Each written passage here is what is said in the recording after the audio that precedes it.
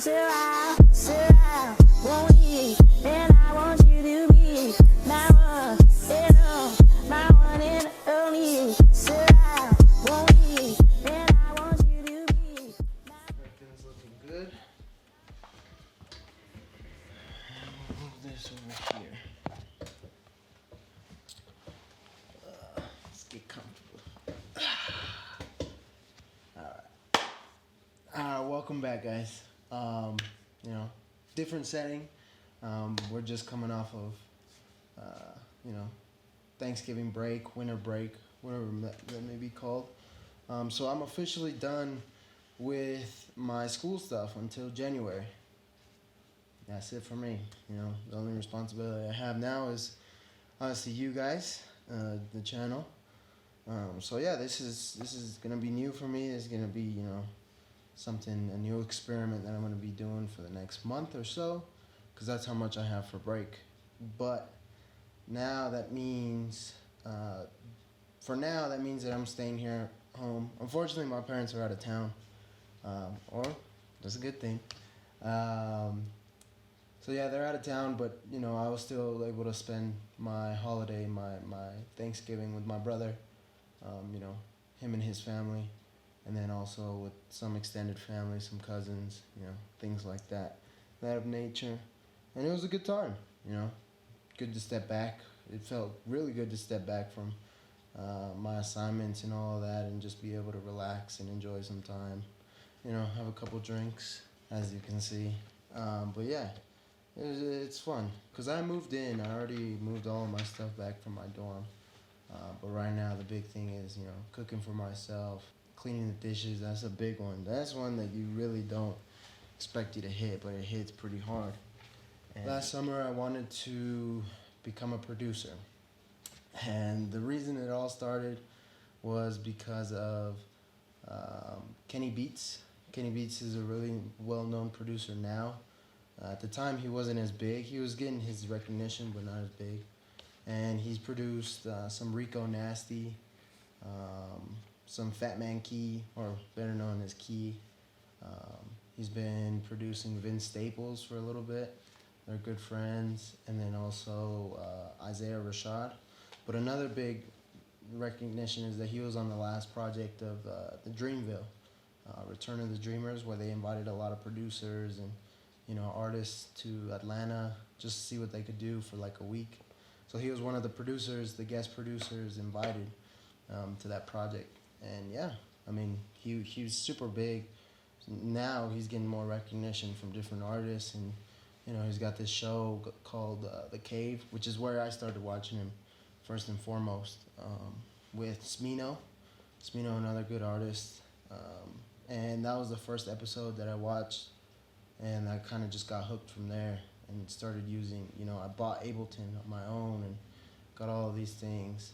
But the thing I loved about Kenny Beats was that his workflow, like the way he brought in artists and he created his beats, and his creative process, really, his attitude for being in the studio. It was always, what does the artist want? Not really what should I make them? What have they already made?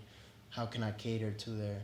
No, he really catered to what the feeling was, what the vibe was in the studio, or how the artist was feeling. And I thought that was tight. Like, it was literally the artist would come in, he'd offer him a drink, some Coronas, a Modelo, or an energy drink, whatever, and then they'd smoke up, they'd talk for a bit, and then they make a 10-minute beat. Like, he'd cook up like a 10-minute beat. Like if he wasn't even trying, just boom.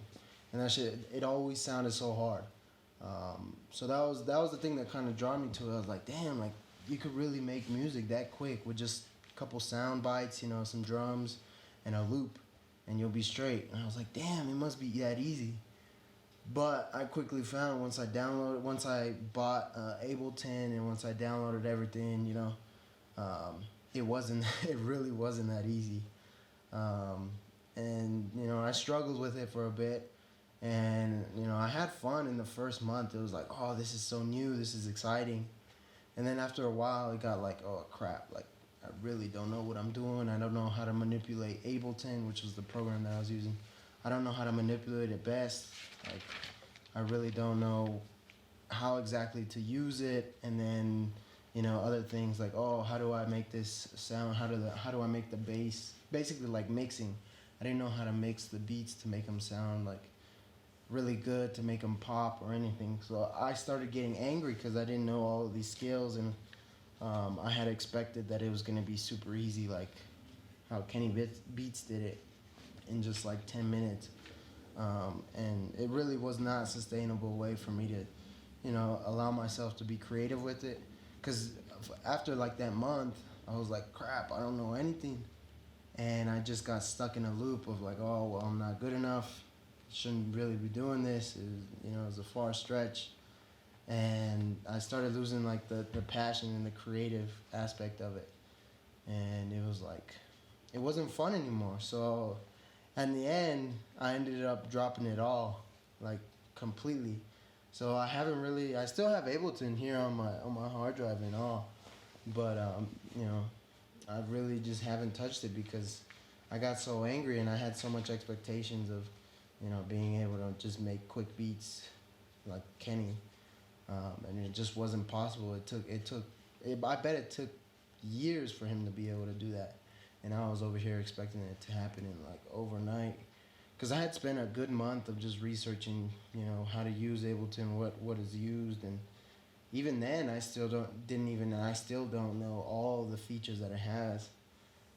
But now with this new project with CIROP, with all you guys, I want to have realistic expectations. In the producing aspect of when I wanted to be a producer, I felt like I didn't allow myself to fail. Like, failure was not an option. But I probably needed to say like, okay, well, yeah, all of my shit is trash. Like, I just started this a month ago. It's garbage. And I need to, figure out a way to up my skill level, But I didn't feel that way, so I kept getting angry with myself with what I was producing, what I was making. And in turn, it didn't help me at all to grow a passion for it or grow curiosity for it. So now with this one, with CIROP, it's like I let the creative aspect and the productive aspect be separate. So there's certain days and certain hours that I work on researching, or that I work on editing, or that I work on, but the creative aspect doesn't stop. That has to be, the ideas. That's where I get, ideas to write, ideas to film, how to do certain things. That's always constantly going. Obviously not at a full blast, but it's just like, oh, maybe if I try this effect, or maybe if I film with this camera, or maybe if I film in this area, or if, certain things like that. That's happening throughout the week. But when it comes to working and doing it, I only give myself like 3 to 4 hours on the weekends. On the weekend, like Friday, Saturday, and Sunday, like 3 hours each day to work on this stuff, because you can't have a creative and productive work session all the time. And that's what I saw from Kenny Beats. It was like, creative aspect is in the beginning. It's like the first 10-15 minutes where you're asking the artist how to do this. And you guys should definitely check out a video and see how, because all of them are literally formatted like that. It's like the first 5-10 minutes, cracking jokes, having fun, creative, seeing what comes out, and then the last 10 minutes is the productive part. So I need to be able to, that's where I'm learning from those videos and from that type of workflow, is how to use it here effectively. To be able to make something that I still like, not just copying others or copying and doing other stuff. But yeah, that was another thing that had me reflecting, these past couple of days that I kind of wanted to do. And yeah, definitely check those videos out, because I've watched all of them from beginning to finish like a couple times. It's like a whole series. Oh, also another thing, just to keep you guys updated, here on Wednesday, I'm going to be in New York City. So hopefully, this is going to be the last video before we get into the series. Hopefully I can upload, not hopefully, I am going to upload 2 videos. One while I am in New York City, just to show you guys what the hell I'm doing. and share some of my stories and my experiences and probably some things back here. But then another one when I get back, so it'll be like a 2-part series, and we'll see how that one comes out. But yeah, I'm excited. I'm leaving this Wednesday, and hopefully Thursday I'll be able to upload the first one, and then the next one will be like on Sunday when I come back. Have everything ready and just boom, upload it. But yeah, peace.